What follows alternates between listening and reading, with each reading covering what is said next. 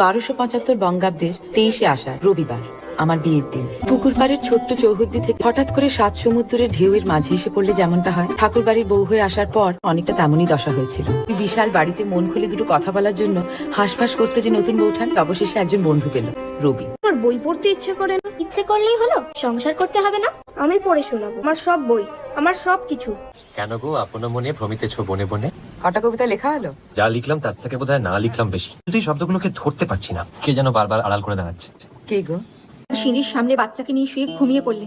নিজের পেটের মেয়ে হলে এভাবে ঘুমিয়ে পড়তে পারতো? আচ্ছা বউঠান, তোমাকে একটা কথা জিজ্ঞেস করবো, তুমি ঠিক ঠিক উত্তর দেবে। আমার যে বিয়ে হচ্ছে, তুমি এতে খুশি হয়েছো? ও মা, সে কি গো, খুশি হব না কেন?